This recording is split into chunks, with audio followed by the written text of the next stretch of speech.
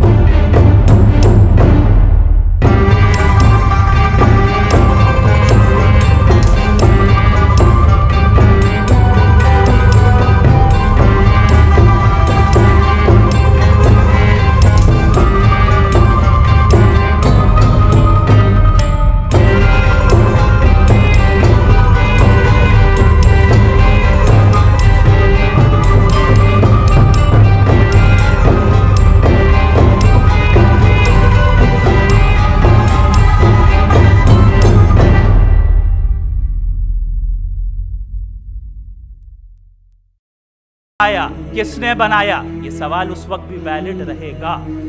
لیکن یہ سوال اگر ہم جناب جاوید اختر صاحب سے کریں تو چونکہ ان کا ورلڈ ویو ایتھیسٹک ہے, اور صرف ان کا نہیں, مطلب جتنے بھی ایتھیسٹ ہیں اور ایتھیسٹک ورلڈ ویو کو رکھنے والے سے اگر آپ یہ سوال کریں کہ یہ یونیورس کہاں سے آیا, تو ان کا جواب یا تو آرگیومنٹ فرام اگنورنس ہوگا یا ڈوگمیٹک ہوگا.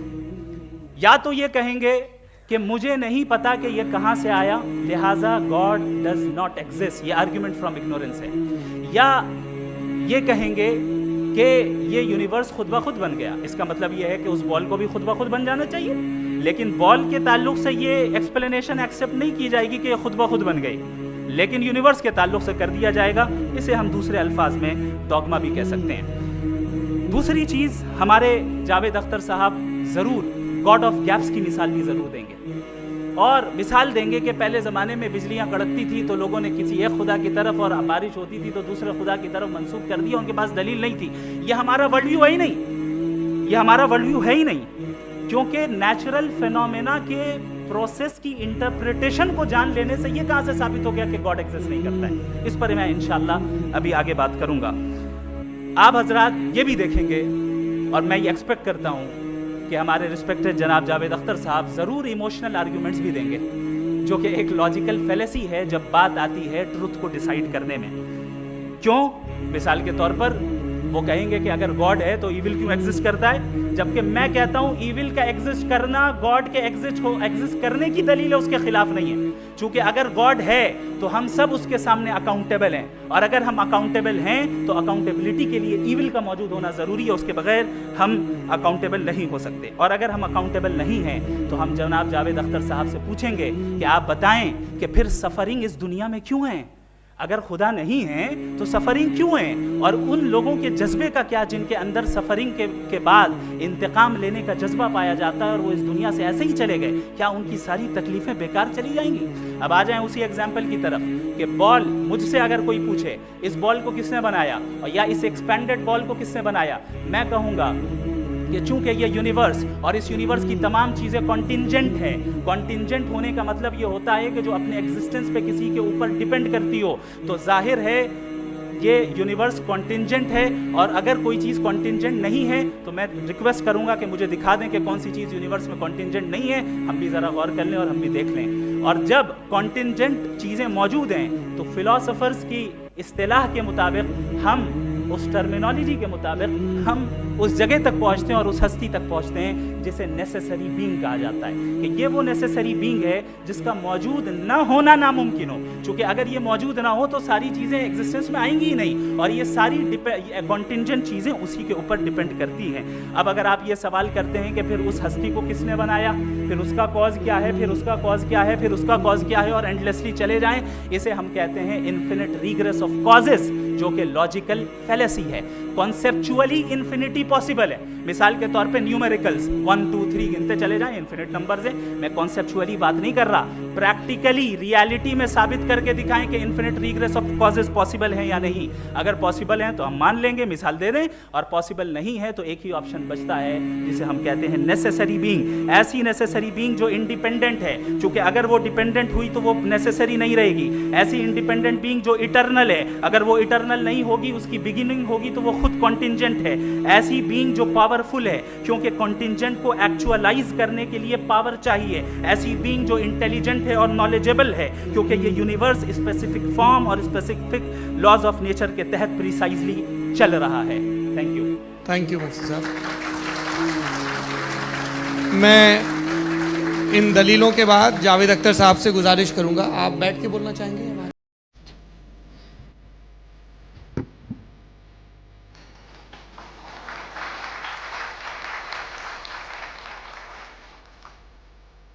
پہلے تو میں مفتی صاحب کو ایک اچھی خبر دینا چاہوں گا.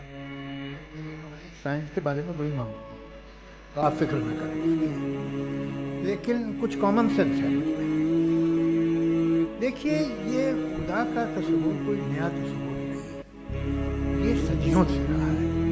یہ کچھ ریلیجن 3000 سال پرانے ہوں گے, 4000 سال پرانے ہوں گے, لیکن انسان کوئی 10,000 12,000 سال سے ایگزسٹ کرتا ہے ہومو سیپین کی شکل میں, اور ہمیشہ کچھ نہ کچھ مذہب رہے.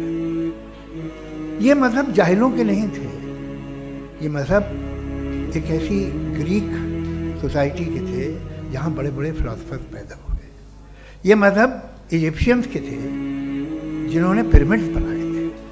یہ رومنز کے تھے کہ جن کا آرکیٹیکچر اور سینٹ یعنی پہلی بنیاد ڈیموکریسی کی لمیٹڈ تھی مگر ڈیموکریسی تھی، یہ ان لوگوں نے کیے تھے. تو ان کا جو جوپیٹر تھا، را تھا، زیوس تھا، انہیں اس پہ اتنا ہی اعتماد تھا جتنا آج کسی مذہبی آدمی کو اپنے خدا پہ ہوگا. کرسچینٹی آنے سے پہلے یورپ میں ایک مذہب تھا جرمینک ریلیجن. اس کا ایک خدا تھا، اس کی ایک بیوی تھی، اس کے 2 بیٹے تھے، ایک بیٹی تھی. پھر جرمنی میں جب یورپ میں کرسچینٹی آئی تو وہ خدا، اس کی بیوی اور پورے خاندان چلا. تو ہم نے اگر ہم ہسٹری دیکھیں تو خدا جو ہیں وہ زیادہ تر فانی ہیں، وہ ہمیشہ رہے نہیں. اور وہ جو لوگ انہیں مانتے تھے ان کو آپ کہیں وہ تو جاہل تھے، انہیں تو کچھ پتہ ہی نہیں تھا. ایسا نہیں ہے، وہ اپنے وقت میں بڑے قابل لوگ تھے اور اپنے وقت میں انہوں نے بڑے بڑے کام کیے ہیں. فلاسفرز تھے، سائنٹسٹ تھے، لیکن ان کا مذہب کہاں گیا؟ ان کے خدا کہاں گئے؟ آج جو خدا ہیں دنیا میں لوگ انہیں مانتے ہیں. آپ کو کیا معلوم کہ کتنے برسوں کے بعد کیا ہونے والا ہے؟ ہم یورپ میں دیکھتے ہیں تو چرچ خالی ہیں. تو وقت کے ساتھ چیزیں بدلتی ہیں. جہاں تک اس کا تعلق ہے مذہبوں کا، ہر مذہب آپ سے ایک چیز مانگتا ہے، فیتھ. یہ فیتھ کیا چیز ہوتی ہے؟ What is the difference between faith and belief? یہ تو بہت ہی احمقانہ بات ہوگی کہ کوئی آدمی کہے صاحب اگر خدا ہے تو مجھے دکھائیے. یہ تو جاہلانہ بات ہوئی. میں نے تو نارتھ پول نہیں دیکھا ہے مگر میں مانتا ہوں کہ نارتھ پول ہے. میں کیوں مانتا ہوں؟ اس لیے کہ اگر یہ دنیا راؤنڈ ہے تو اس کا کوئی ٹاپ ہوگا. کچھ لوگ ہیں جو وہاں گئے بھی ہیں، کامن سینس کہتا ہے کہ ایسا ہوگا، ثبوت ہے، گواہ ہے، ریزن ہے. تو یہ میرا فیتھ نہیں ہے. تو فیتھ میں اور بلیف میں ڈفرنس کیا ہے؟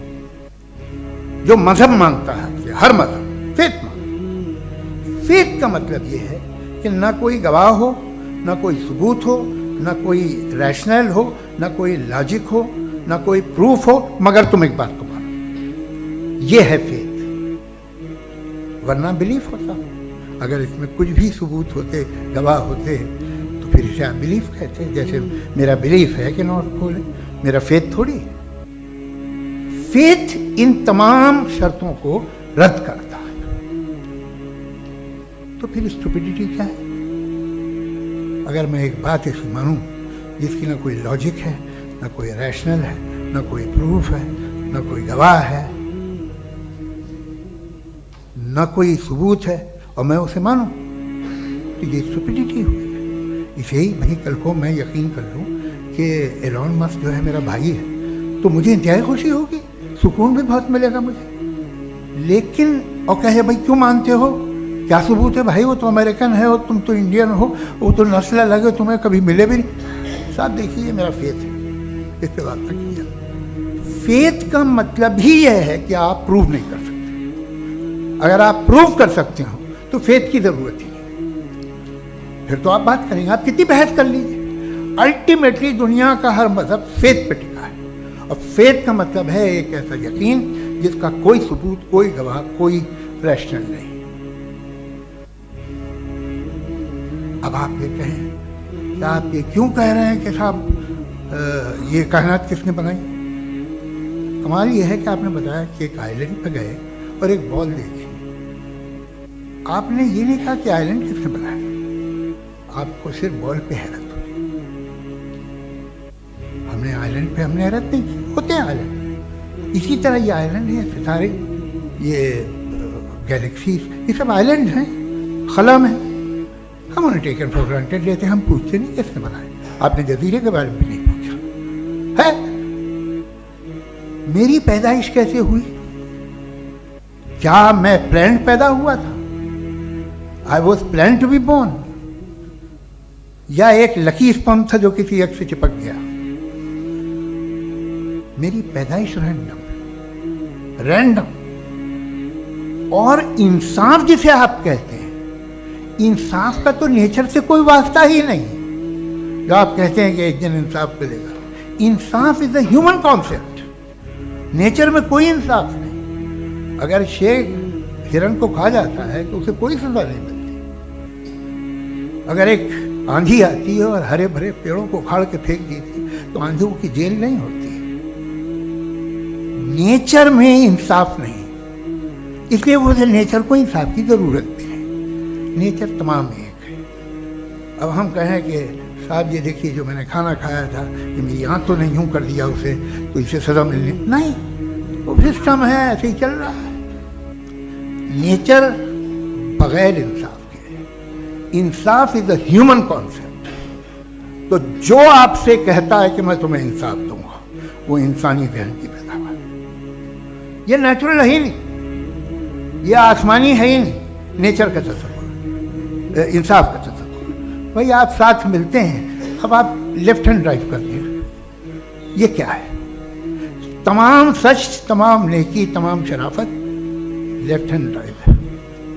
वरना क्या होगा, या तो आप क्रॉस कर देंगे, आपका एक्सीडेंट हो जाएगा, या आप किसी को मार देंगे, या ट्रैफिक जैम हो जाएगा। झूठ, बेईमानी, रिश्वतखोरी, ये तमाम जो है driving on the wrong side, इसके ऊपर कुछ नहीं। ये तो हमने बनाया, जैसे हमने लेफ्ट हैंड ड्राइव बनाई। ये कॉन्सेप्ट ऑफ इंसाफ जो है ये हमारा है, इसका नेचर से कोई वास्ता नहीं। शेर खा जाता है हिरन को, उसे जेल होती है क्या? कुछ भी है ही नहीं। तो ये जो दुनिया के रिलीजन प्रॉमिस करते हैं आपसे इंसाफ, इसी से मालूम होता है कि ये मैन मेड है। ये तसव्वुर कहीं और का है ही नहीं। जो नेचर है, कुछ लोग कहते हैं नेचर ही खुदा है, तो नेचर में तो इंसाफ नहीं कहीं। और आप वादा कर रहे हैं कि तुम्हें मरने के बाद इंसाफ मिलेगा। मुझे अगर मिलेगा तो मैं बहुत खुश होऊंगा, लेकिन मैं यकीन नहीं कर पाता हूँ, इसलिए कि मैं फेथ नहीं पैदा कर सकता। The very fact that religion demand faith, इसका मतलब है कि उनके पास जस्टिफिकेशन नहीं। अच्छा था, फिर रिलीजन अगर मॉडरेशन में है, कोई सभी वो आप में कुछ खूबियाँ भी पैदा करता होगा, देखिए उससे ये फ़ायदा है, वो फ़ायदा है। अल्कोहल जो है वो ज़्यादातर दवाओं में यूज़ होती है। और एक सर्वे किया गया था अमेरिका में कि लॉन्जेटिविटी किन लोगों की है, तो एक तरफ वो लोग थे जो शराब पीते ही नहीं थे, और एक तरफ वो थे जो एक बोतल शराब रोज पीते थे। सबसे ज़्यादा लंबी उम्र ये है जो 2 पैग नाप के शराब पीते हैं और खाना खाते हैं। मगर हम शराब को बुरा समझते हैं, मैं भी बुरा समझता हूँ। क्यों? ऐसा होता नहीं। कुछ चीज़ों में आदत होती है कि वो बढ़ती है। आज तक में एक आदमी दूध पीता है, आप 10 साल बाद भी मिलेंगे तो एक ही गिलास पीता होगा। ऐसा नहीं होता, सुबह से दूध पीता रहता है।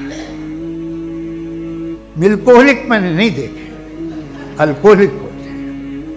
ये टेंडेंसी है मजहब की कि वो बढ़ता है, जैसे कैंसर बढ़ता है, जैसे शराब बढ़ती है। कुछ लोग होंगे जो उसे सही तरह से यूज़ करते। मुझे यकीन है कि हमारे मुफ्ती साहब भी उनमें से एक हैं, बहुत खुशी हुई मुझे इनसे मिलकर। लेकिन कितने लोग हैं कि आज आप देखते हैं दुनिया में जो तबाहियाँ हैं, इनमें कितना हाथ है उन लोगों का जो बिलीवर कहते था मजहब ये नहीं कहता, ना कहता होगा, मगर जब ये मजहब पीते हैं तो ऐसे बिहेव करते हैं। थोड़ा सा अगर हो तो शायद बहुत अच्छी बात, लेकिन शराब थोड़ी सी नहीं रहती, उसमें टेंडेंसी है पहले। थोड़ा सा अगर 2-3 कैंसर के सेल हो ना बॉडी में तो आदमी इससे में रहेगा, लेकिन वो 2-3 सेल नहीं रहते, वो मल्टीप्लाई होते हैं। जावेद साहब, टाइम पूरा हो गया। टाइम हो गया, तो बस बात खत्म हो गई। अच्छा, मुझे कुछ और कहने को था भी नहीं। कुरान मजीद में लिखा है, सूरह अल इमरान में सूरह नंबर 3 आयत नंबर 19 में, इन्न दीना इंदल्लाहिल इस्लाम, सिर्फ वही मज़हब है, एक ही दीन है जो अल्लाह के नज़दीक सही दीन है, वो है इस्लाम। वो अमन हासिल करना अपनी ख्वाहिश के साथ अल्लाह की तालीमात के मुताबिक। और अल्लाह ताला फरमाते सूरह इमरान में सूरह नंबर 3 आयत नंबर 85 में کہ اللہ سبحانہ و تعالی اسلام کے علاوہ کوئی اور دین کو قبول نہیں فرمائیں گے، اور اگر کوئی بھی انسان اسلام کے علاوہ کوئی دوسرے دین دوسرے مذہب کو مانتا ہے تو آخرت میں وہ کبھی بھی نہیں قبول کریں گے اللہ تعالیٰ اسے۔ اسی لیے اللہ سبحانہ و تعالیٰ نے جتنے پیغمبر بھیجے، پہلے پیغمبر آدم علیہ السلام، اس کے بعد جتنے پیغمبر آئے، نوح علیہ السلام، ابراہیم علیہ السلام، موسیٰ علیہ السلام، عیسیٰ علیہ السلام، محمد صلی اللہ علیہ وسلم، جتنے پیغمبر آئے ان کا پیغام ایک ہی تھا، وہ تھا کہ ایک اللہ میں مانو اور ایک اللہ، ایک خدا کی عبادت کرو، اور اس خدا، اس اللہ کی کوئی پرتیما نہیں، کوئی عکس نہیں، کوئی فوٹوگراف نہیں، کوئی پینٹنگ نہیں، کوئی بت نہیں، کوئی مورتی نہیں، کوئی اسٹیچو نہیں، کوئی اسکلپچر نہیں۔ سارے پیغمبروں کا ایک ہی پیغام تھا۔ تو اللہ نے دین، مذہب صرف ایک ہی بھیجا، لیکن لوگوں نے اپنے فائدے کے لیے یہ پیغام کو بدلا۔ جب بھی پیغام بدلا، اللہ نے ایک نئے پیغمبر کو بھیجا صحیح پیغام دینے کے لیے۔ پھر کچھ وقت کے بعد پھر سے پیغام میں ملاوٹ آئی۔ تو یہ ملاوٹ آئی جس طریقے سے میں نے کہا تھا، سورہ بقرہ سورہ نمبر 2 آیت نمبر 79 میں لکھا ہے کہ لوگ، انسان اپنے ہاتھ سے کتاب لکھتے ہیں اور کہتے ہیں اللہ کی طرف سے اپنے فائدے کے لیے، ان کے اوپر لعنت ہے، ان کے ہاتھوں پہ لعنت ہے، اور وہ جو چیز کماتے اس کے اوپر لعنت ہے۔ لیکن جتنے پیغمبر پہلے آئے وہ صرف اپنے قوم کے لیے آئے تھے، اور ان کا پیغام محدود تھا ایک وقت کے لیے جب تک نیا پیغام آئے گا۔ لیکن کیونکہ محمد صلی اللہ علیہ وسلم آخری پیغمبر ہے، وہ صرف مسلمان یا عربوں کے لیے نہیں بھیجے گئے تھے، وہ بھیجے گئے تھے سارے عالمین کے لیے۔ جس طریقے سے اللہ تعالیٰ فرماتے سورہ انبیاء میں سورہ نمبر 21 آیت نمبر 107، وما ارسلناک الا رحمت للعالمین، ہم نے تمہیں نہیں بھیجا لیکن صرف رحمت بنا کے سارے عالمین کے لیے، ساری انسانیت کے لیے، سارے جہاں کے لیے۔ تو دین، مذہب اللہ کا صرف ایک ہے، اسلام۔ آج آپ کو صرف آخری پیغمبر میں ایمان لانا ہے۔ جتنے پہلے پیغمبر آئے وہ صرف اس وقت کے لیے تھے، اور جتنے بھی پیغام پہلے آئے اللہ کے طرف سے ان میں ملاوٹ ہو چکی ہے۔ ملاوٹ کے باوجود سارے پیغام، سارے مذہب کے پیغام میں لکھا ہوا ہے اللہ ایک ہے، وحدانیت کے بارے میں۔ اس میں یہ بھی لکھا ہوا ہے کہ آخری پیغمبر آنے والے جس کا نام محمد صلی اللہ علیہ وسلم ہے۔ میں نے تقریر کی تھی محمد صلی اللہ علیہ وسلم کا ذکر مختلف مذہبی کتابوں میں، میں نے تقریر کی تھی خدا کا تصور مختلف مذاہب میں۔ یہ دونوں تقریر کے بعد پتہ لگتا ہے کہ سارے مذہب مانتے ہیں کہ اللہ ایک ہے اور اس کے علاوہ کوئی معبود نہیں، سارے مذہب مانتے ہیں کہ محمد صلی اللہ علیہ وسلم آخری پیغمبر ہے۔